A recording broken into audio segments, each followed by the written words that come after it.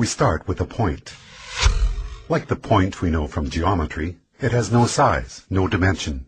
It's just an imaginary idea that indicates a position in a system. A second point, then, can be used to indicate a different position. But it, too, is of indeterminate size. To create the first dimension, all we need is a line joining any 2 points. A first-dimensional object has length only, no width or depth.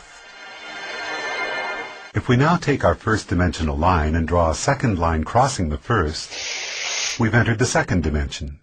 The object we're representing now has a length and a width, but no depth. To help us with imagining the higher dimensions, we're going to represent our second-dimensional object as being created using a second line which branches off from the first. Now let's imagine a race of two-dimensional creatures called flatlanders. What would it be like to be a flatlander living in their two-dimensional world? A two-dimensional creature would have only length and width, as if they were the royalty on an impossibly flat playing card. Picture this. A flatlander couldn't possibly have a digestive tract because the pipe from their mouth to their bottom would divide them into 2 pieces. And a flatlander trying to view our three-dimensional world would only be able to perceive shapes in two-dimensional cross-sections. A balloon, for instance, would start as a tiny dot, become a hollow circle which inexplicably grows to a certain size, then shrinks back to a dot before popping out of existence. And we three-dimensional human beings would seem very strange indeed to a flatlander. Imagining the third dimension is the easiest for us, because every moment of our lives, that's what we're in. A three-dimensional object has length, width, and height. But here's another way to describe the third dimension. If we imagine an ant walking across a newspaper which is lying on a table, we can pretend that the ant is a flatlander, walking along on a flat two-dimensional newspaper world. If that paper is now folded in the middle, we create a way for our flatlander ant to magically disappear from one position in his two-dimensional world and be instantly transported to another. We can imagine that we did this by taking a two-dimensional object and folding it through the dimension above, which is our third dimension. Once again, it'll be more convenient for us as we imagine the higher dimensions if we can think of the third dimension in this way. The third dimension is what you fold through to jump from one point to another in the dimension below. The first 3 dimensions can be described with these words: length, width, and depth. What word can we assign to the 4th dimension? One answer would be duration.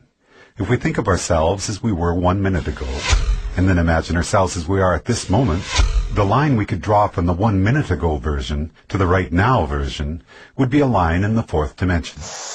If you were to see your body in the 4th dimension, you'd be like a long undulating snake, with your embryonic self at one end and your deceased self at the other. But because we live from moment to moment in the 3rd dimension, we're like our second-dimensional flatlanders. Just like that flatlander who could only see two-dimensional cross-sections of objects from the dimension above, we, as three-dimensional creatures, can only see three-dimensional cross-sections of our 4th-dimensional self.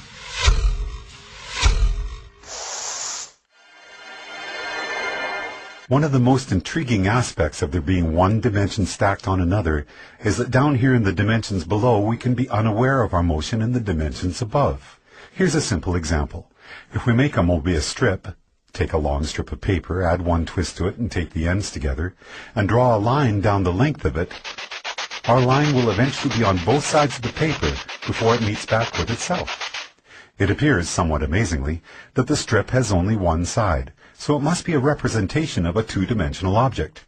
And this means that a two-dimensional flatlander, traveling down the line we just drew, would end up back where they started without ever feeling like they had left the 2nd dimension. In reality, they would be looping and twisting in the 3rd dimension, even though to them it felt like they were traveling in a straight line. The 4th dimension, time, feels like a straight line to us, moving from the past to the future. But that straight line in the 4th dimension is, like the Mobius strip, actually twisting and turning in the dimension above. So the long undulating snake that is us will feel like it is moving in a straight line in the 4th dimension, but there will actually be, in the 5th dimension, a multitude of paths that we could branch to at any given moment.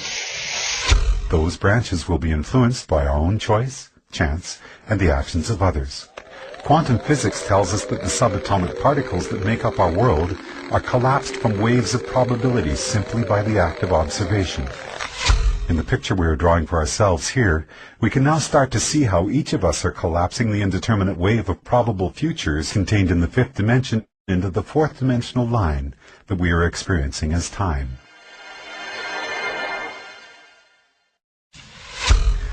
What if you wanted to go back into your own childhood and visit yourself? We can imagine folding the fourth dimension through the fifth, jumping back through time and space to get there.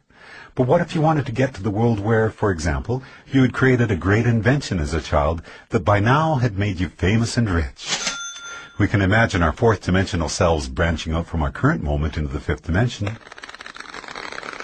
But no matter where you go from here, the great child inventor timeline is not one of the available options in your current version of time. You can't get there from here, no matter how much choice, chance, and the actions of others become involved. There are only two ways you could get to that world. One would be to travel back in time, somehow trigger the events that cause you to come up with your invention, then travel forward in the fifth dimension to see one of the possible new worlds that might have resulted. But that would be taking the long way. The shortcut we could take would involve us folding the fifth dimension through the sixth dimension, which allows us to instantly jump from our current position to a different fifth dimensional line.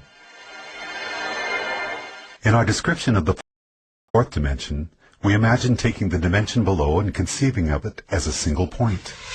The fourth dimension is a line which can join the universe as it was 1 minute ago to the universe as it is right now. Or, in the biggest picture possible, we could say that the fourth dimension is a line which joins the Big Bang to one of the possible endings of our universe. Now, as we enter the seventh dimension, we're about to imagine a line which treats the entire sixth dimension as if it were a single point. To do that, we have to imagine all the possible timelines, which could have started from our Big Bang, joined to all the possible endings for our universe, a concept which we often refer to as infinity, and treat them all as a single point.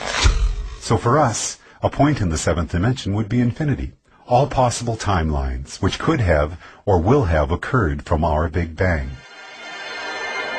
When we describe infinity as being a point in the seventh dimension, we're only imagining part of the picture. If we're drawing a seventh dimensional line, we need to be able to imagine what a different point in the seventh dimension is going to be, because that's what our line is going to be joined to. But how can there be anything more than infinity? The answer is, there can be other completely different infinities created through initial conditions which are different from our own Big Bang. Different initial conditions will create different universes, where the basic physical laws such as gravity or the speed of light are not the same as ours. And the resulting branching timelines from that universe's beginning to all its possible endings will create an infinity which is completely separate from the one which is associated with our own universe. So the line we draw in the seventh dimension will join one of those infinities to another.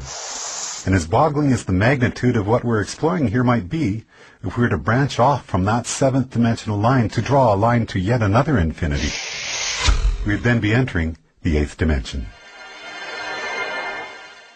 As we've explored already, we can jump from one point in any dimension to another simply by folding it through the dimension above. If our ant on the newspaper were a two-dimensional flatlander, then folding his two-dimensional world through the third dimension would allow him to magically disappear from one location and appear in a different one. As we're now imagining the ninth dimension, the same rules would apply. If we were to be able to instantaneously jump from one eighth dimensional line to another, it would be because we're able to fold through the ninth dimension. Before we discuss the first dimension, we could say that we first started out with dimension 0, which is the geometrical concept of the point. A point indicates a location in a system, and each point is of indeterminate size.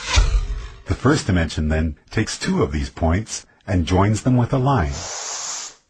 When we imagined the fourth dimension, it was as if we were treating the entirety of three-dimensional space in a particular state as a single point, and drawing a fourth-dimensional line to another point, representing space as it is in a different state. We often refer to the line we have just drawn as time.